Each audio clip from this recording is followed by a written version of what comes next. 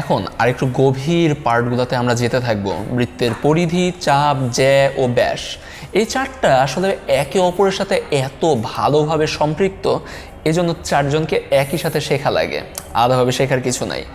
বৃত্তের পরিধিটা কি? তুমি তো বৃত্ত জিনিসটা দেখেছো। এই যে বৃত্তের যে সম্পূর্ণ দৈর্ঘ্যটা আছে না, এই যে এই দৈর্ঘ্যটাই হলো গিয়ে বৃত্তের পরিধি। অর্থাৎ তুমি যদি এখান থেকে যাত্রা শুরু করো, হাঁটি হাঁটি পা পা করে করে এই মাথা থেকে এত দূর পর্যন্ত চলে আসো, যে দূরত্বটা অতিক্রম করবা সেটাই হলো গিয়ে বৃত্তের পরিধি। অর্থাৎ তুমি বলতে পারো যে বৃত্তের সম্পূর্ণ দৈর্ঘ্য। বৃত্তের যে চাপ আছে, চাপের বেশ অনেকভাবেই সংজ্ঞা দেওয়া যায়। আমি নিজে পছন্দ করি, ধরো বৃত্তের যে পরিধিটা আছে না, পরিধির যে কোনো অংশকেই চাপ বলা যেতে পারে। পরিধির অংশই হলো গিয়ে চাপ। ব্যাপারটা এমন, পরিধি তো ধরো পুরোটা। এখন ধরো কাউন্ট করছি এইভাবে, জাস্ট এইটুকু পার্ট থেকে শুরু করে এত দূর পর্যন্ত, এই যে এই অংশটুকু, এটাই একটা বৃত্তের চাপ। একটু পরে যখন আমরা জ্যা সম্পর্কে জানবো, ওই জ্যা দিয়েও আমরা চাইলে চাপের সংজ্ঞাটা দিতে পারি। জ্যা জিনিসটা কি? ধরো বৃত্তের পরিধির উপরে তুমি যে কোনো দুইটা বিন্দু চিহ্নিত করো। আচ্ছা, চিহ্নিত করাই আছে, ধরো এ আছে, বি আছে, এই দুইটা বিন্দু চিহ্নিত করলা। এই দুইটা যদি তুমি যুক্ত করে দাও, এখন যেটা একটা রেখাংশ পেলা, এই রেখাংশটা হলো গিয়ে একটা জ্যা। পুরো যে বৃত্তটা আছে, পুরো বৃত্তের পরিধির উপরস্থ যে কোনো দুইটা বিন্দুই যদি তুমি এভাবে যুক্ত করে দাও, যে সংযোগ রেখাংশটা থাকে সেটাই হলো গিয়ে জ্যা। তাহলে পরিধির উপরস্থ দুটি বিন্দুর সংযোজক রেখাংশটাই হলো গিয়ে জ্যা রেখাংশ। এখন জ্যা জানলা, আমি বললাম জ্যা দিয়ে চাইলে তুমি চাপের সংজ্ঞাটাও দিতে পারো। জ্যা দিয়ে যে বৃত্তটা আছে না, যে কোনো জ্যা হোক না কেন, সেটা দিয়ে বৃত্তটা দুইটা অংশে ভাগ হয়ে যায়। যেমন ধরো তুমি যদি বলো এ বি, এখানে এফ দিয়ে বললাম এ এফ বি, এই যে এই পার্টটা, এটা একটা অংশ হয়ে যায়। আবার ধরো এ সি বি, এটা আর একটা অংশ হয়ে যায়। দুইটা আলাদা আলাদা অংশ, পুরো পরিধিটার দুইটা অংশ হয়ে গেছে। এফ বি এটা একটা বৃত্তচাপ, এসিবি এটা আর একটা বৃত্তচাপ। এখন তুমি বলতে পারো যে হ্যাঁ, এই জ্যা দিয়ে যে বিভক্ত বৃত্তের প্রত্যেকটা অংশ যেগুলা, এই প্রত্যেকটা অংশই হলো গিয়ে চাপ।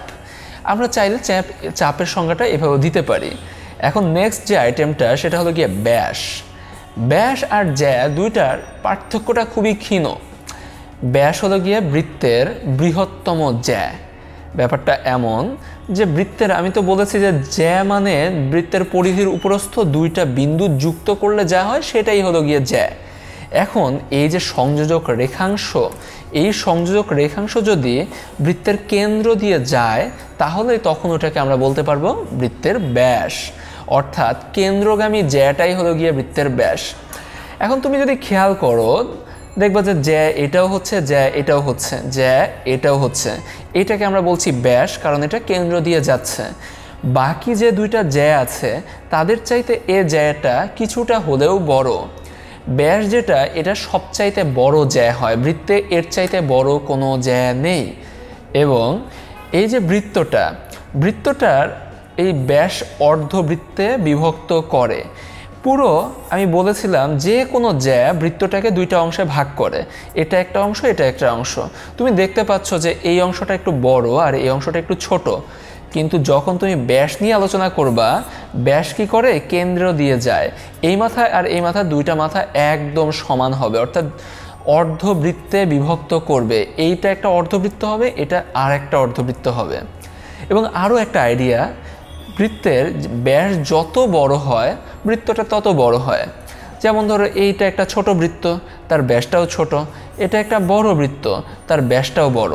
আসলে বৃত্তের পরিধিটা এই ব্যাসের সাথে সম্পর্কিত, যেটা আমরা পরবর্তী কিছু ভিডিওতে দেখতে পাবো। তাহলে আমরা কি পেলাম? পুরো বৃত্ত, এই পার্টটাকে বলা হয় পরিধি। আমরা যদি বৃত্তের পরিধির উপরে দুইটা বিন্দু যুক্ত করি, সেটাকে আমরা বলতে পারি জ্যা। পরিধির যে কোনো অংশকে আমরা বলতে পারি চাপ। এবং জ্যাটা যদি কেন্দ্র দিয়ে যায়, তখন ওটাকে আমরা বলতে পারি ব্যাস। আসলে তোমাদের এখন একটা টেস্ট হয়ে যাক। এখানে কুইজে আমি একটা পার্ট আলাদা করে রেখেছি, দেখো কোনটা ব্যাস আর কোনটা জ্যা, এবং কোনটা ব্যাস ও জ্যা। অবশ্যই যেটা ব্যাস সেটা নিজেও একটা জ্যা হবে, এবং কোনটা শুধুই জ্যা সেটা ব্যাস না, এটা তুমি চিহ্নিত করে দেখাও। ভিডিওটি পজ করো এবং চিন্তা করো। আচ্ছা দেখো, আমি বলেছি ব্যাস মানে সে কী করবে, কেন্দ্র দিয়ে যাবে। দেখো এ বি যেটা আছে সে কেন্দ্র দিয়ে যাচ্ছে, ব্যাস। ও জ্যা, সে তো অবশ্যই জ্যাও বটে। এরকম আছে এ বি, আবার দেখো সিডি যেটা আছে সেটাও একই রকম, সেটাও কি হচ্ছে, কেন্দ্র দিয়েই যাচ্ছে। আবার ইএফ যেটা আছে সেটা কিন্তু কোনোভাবেই ব্যাস না, কারণ এই ইএফটা কেন্দ্র দিয়ে যায়নি, অনেক দূর দিয়ে গেছে। তো এটা শুধুই জ্যা, আর কিছুই না। That's it.